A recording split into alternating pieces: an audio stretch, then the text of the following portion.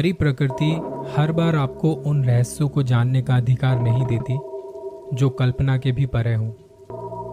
एक ग्रुप दिल्ली से निकल के पहाड़ों की तरफ घूमने निकल जाता है, जिसमें एक फैमिली के 4 मेंबर भी थे। सूरज और उसकी वाइफ संगीता, एक बेटा वैभव और बेटी ज्योति। पहले उन्होंने सोचा था कि ट्रैवलर से जाएंगे, फिर सूरज ने कहा कि नहीं, अपनी गाड़ी से चलते हैं, मैं ड्राइव कर लूँगा। नए साल का वक्त था, जब बच्चों की छुट्टियां पड़ी होती हैं, और सर्दियों में तो पहाड़ों पर बर्फ़ देखने का मज़ा भी अलग होता है। बहुत से लोगों का तो बस सपना होता है बर्फ़ पड़ते हुए देखने का, कि एक बार बर्फ़ पड़ती हुई दिख जाए। इन लोगों का कई जगह घूमने का प्लान था, ट्रैकिंग करनी थी और कुछ फेमस लोकेशंस को कवर करना था। सुबह के वक्त निकले थे और शाम होते होते देहरादून पहुंच गए। वहाँ एक होटल देखा और बढ़िया सा कमरा ले लिया। छुट्टियों के दिन बढ़िया बीत रहे थे। पहाड़ों पर बर्फ की सफ़ेद चादर जमी हुई थी। वहीं कुछ ट्रैकिंग वालों से बात की और निकल पड़े ये चारों। सूरज और संगीता आगे चल रहे थे और वैभव पीछे रह गया। सबसे लास्ट में थी ज्योति। ट्रैकिंग करते वक्त ज्योति को वहाँ एक बॉक्स मिलता है। लकड़ी का बॉक्स था, जिस पे थोड़ी काई सी जमी हुई थी, धूल मिट्टी चिपकी हुई थी। ज्योति को वो बॉक्स देखने में भले ही गंदा सा लग रहा हो, पर वो उसे उठाना चाह रही थी। उसने आगे पीछे देखा, सबसे पीछे वही चल रही थी। उसने वो बॉक्स उठा लिया और जब थोड़ा आगे चलने के बाद ये लोग रुके तो ज्योति ने बैठ के वो बॉक्स खोल के देखा। पहले तो वो बॉक्स उससे खुला नहीं। 2-3 बार कोशिश की, पर ऐसा लग रहा था जैसे उसमें कुछ अटका हुआ हो। बॉक्स पर काई जमी होने की वजह से उसके हाथ से छूट के वो बॉक्स नीचे गिरा और खुल गया। उसके अंदर कुछ कागज से पड़े हुए थे। ज्योति ने कागजों को हटाते हुए देखने की कोशिश की कि कुछ है क्या इसमें। उसे कुछ बालू का गुच्छा नजर आया, जो कागज में लिपटकर थोड़े बाहर निकले हुए थे। काले सुनहरे बाल। ऊपर से सूरज ने आवाज लगाई, ज्योति बेटा क्या कर रही हो? कुछ नहीं पापा, आ रही हूँ। उसने अपने हाथ झाड़े, बॉक्स वहीं छोड़ दिया और पीछे पीछे चलने लगी। ट्रैकिंग खत्म कर ये लोग लोकेशन पर पहुंचे तो एक छोटा सा ढाबा देख के वहीं बैठ गए। थक चुके थे सारे और अब भूख भी बहुत लग रही थी। खाना पीना करके शाम तक ये लोग वापस होटल में आ गए। सूरज ने कहा कि चलो फ्रेश होके आराम करते हैं। वैभव और ज्योति तो बेड पे लेटते ही सो गए। रात 9 बजे संगीता ने दोनों बच्चों को उठाया। बच्चों उठो, खाना नहीं खाना है क्या? ज्योति कहती कि मैं अभी फ्रेश होके आई। वो गई बाथरूम में। खुद को शीशे में देखा कि कितनी गंदी सी लग रही हूँ मैं। कंघी उठाई और खुद को संवारने लगी। कंघी में उसके बाल उलझ गए। वो उन्हें सुलझाने की कोशिश कर रही है। सामने शीशे में देखती है, मुझसे तो बाल सुलझ नहीं रहे, पर शीशे के अंदर मैं ही खड़ी इतनी जल्दी जल्दी बालों को सुलझा रही हूँ। उसकी नज़र सामने शीशे पर, और सामने शीशे में जो है उसकी गर्दन नीचे थी। वो जल्दी जल्दी कंघी कर रही है। बाल टूटे जा रहे हैं। ये देखते ही ज्योति रुक सी जाती है, पर सामने शीशे में जो है उसके हाथ नहीं रुके और एकदम से अपना चेहरा उठाकर ज्योति को देखती है। ज्योति ये देखते ही चिल्लाते हुए पीछे हट जाती है और शीशे में से वो लड़की अपने टूटे बालों का गुच्छा ज्योति को दिखाते हुए हंसती है। उसकी गंदी सी हंसी देख वो रोने लगती है।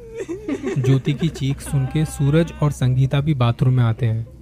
दोनों देखते हैं कि ज्योति वहां बैठ के कांप रही थी और रोते रोते अपनी मम्मी के गले लग गई। वो उसे उठा के बाहर लेके गए, बिठाया और पानी पिलाया।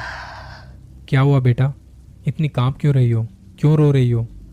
ज्योति ने कहा कि मैं जब अंदर अपने बालों पर कंघी कर रही थी तो मेरे सामने मेरे जैसी दिखने वाली कोई और लड़की थी, जिसे देख के मैं डर गई। मम्मी ने बेटी को गले लगाते हुए कहा, कुछ नहीं है बेटा, तुमने कोई बुरा सपना देखा होगा। आओ चलो खाना खाते हैं। ज्योति को संभलने में थोड़ा समय लगा। टेबल पर बैठकर सारे एक साथ खाना खा रहे थे। सबने खाना खत्म किया, पर ज्योति अभी भी खाना खा रही थी। सूरज और संगीता दोनों एक दूसरे की तरफ देखते हैं, मानो इशारों ही इशारों में कह रहे हो, ये ठीक तो है ना? संगीता पूछती है, ज्योति ज़्यादा भूख लगी है? ये सुनते ही वो खाते खाते रुक सी जाती है। नहीं मम्मी, बस हो गया। रात काफ़ी हो चुकी थी। 12:30 बजे तक सारे सो गए थे।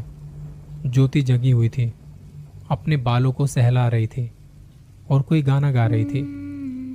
उसकी आवाज़ मानो पूरे होटल में गूंज रही थी, पर मम्मी पापा इतनी गहरी नींद में थे उन्हें कुछ नहीं पता।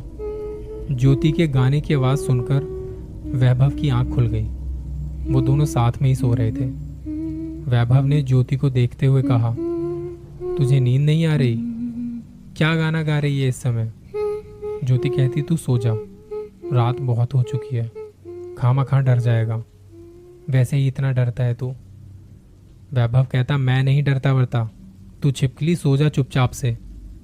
ये सुन के ज्योति हंसने लगी। वैभव कहता, तू डराने की कोशिश मत कर, हंसना बंद कर और सो जा, गुड नाइट। ज्योति हंसते हंसते चुप हो गई। बस गाने गाए जा रही थी और उसकी वो आवाज़ किसी को भी सम्मोहित करने के लिए काफ़ी थी। ज्योति उठ के खाने की टेबल पर गई और वहाँ खाने के लिए कुछ ढूंढने लगी। वैभव कच्ची नींद में था। वो सुन पा रहा था वहाँ पे बर्तनों की आवाज़। अचानक से एक बार फिर से उसके कदम बाथरूम की तरफ चल पड़े। खुद को शीशे में देखकर वो रुक गई और गर्दन को तिरछा करके बस सामने देख रही थी। इस वक्त तक वो बस खुद को देखे जा रही थी। अचानक सामने शीशे में जो उसे दिखाई दिया, वहाँ कोई हंस रहा था, उसे अपने पास बुला रहा था। ज्योति धीरे से शीशे के पास गई, अपने बालों को खींचने लगी।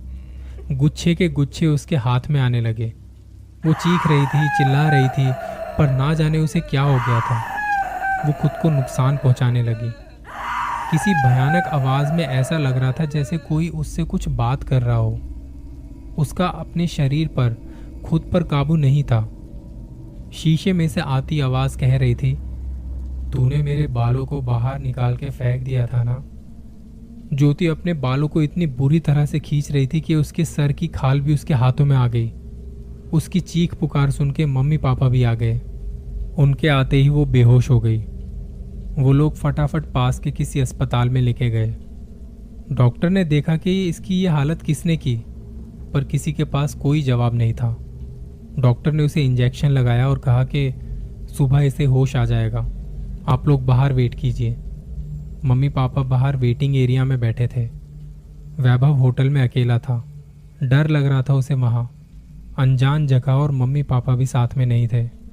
सूरज ने कहा, संगीता मैं तुम्हें होटल छोड़ के आता हूँ, वैभव अकेला है वहाँ, यहाँ मैं देख लूँगा। सूरज ने संगीता को होटल छोड़ के आने के लिए टैक्सी बुक की। दोनों निकल गए वहाँ से।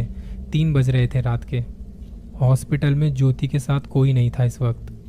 आखिरी बार डॉक्टर और नर्स ने उसे देखा था, तब उन्हें लगा कि अब सुबह आएंगे, तब तक इन्हें होश भी आ जाएगा। रात के 3 बजे ज्योति की आंख अचानक खुली और देख रही थी कि मैं कहाँ हूँ। वार्ड में थोड़ा अंधेरा था, कोई नज़र नहीं आ रहा था। उसने बाथरूम की लाइट देखी जो जल बुझ रही थी। ज्योति धीरे धीरे वहाँ जाने लगी। उसने अपने हाथ से सारी पट्टियाँ निकाल दी थी। हाथों से खून टपकता हुआ जा रहा था। बाथरूम में आके उसने अपने चेहरे को देखा और देखा कि सर पर कुछ ही बाल बचे थे। उसके हाथ खुद ही सर की तरफ जाने लगे और उन्हें खींचने लगी। दर्द से तड़प रही ज्योति और सामने शीशे में खड़ी वो लड़की, दोनों अलग थे। वो सामने से देख के हंस रही थी और कुछ गुनगुना रही थी। यहाँ ज्योति की चीख सुन के नर्स भी आ गई। दरवाज़ा खोल के देखा तो बेड पर कोई नहीं था। वो लाइट जलाने के लिए स्विच ऑन कर रही थी, पर लाइट नहीं जली। उसे अचानक पैरों के पास ऐसा लगा जैसे कुछ चिपचिपापन सा हो। उसके हाथ में फ़ोन था। लाइट जलाई तो दिखाई दिया कि खून बिखरा पड़ा है। वो बहता हुआ खून बाथरूम की तरफ जा रहा था। बाथरूम में जाके देखा तो वहाँ ज्योति गिरी पड़ी थी। थोड़ी देर में पापा भी वापस हॉस्पिटल आ पहुंचे थे। डॉक्टर को बुलाया गया और ज्योति को उठा के बेड पर लिटाया, जहां डॉक्टर ने उसका चेकअप किया। खून बहुत ज्यादा बह चुका था, जिस वजह से उसकी मौत हो गई। बाहर बैठे ज्योति के पापा को यह खबर दी गई। उन्होंने घर पे संगीता को बताया। इस सदमे से घर वालों का रो रो के बुरा हाल था। किसी को नहीं पता कि हुआ क्या था ज्योति के साथ। 14 साल की एक बच्ची ही तो थी वो।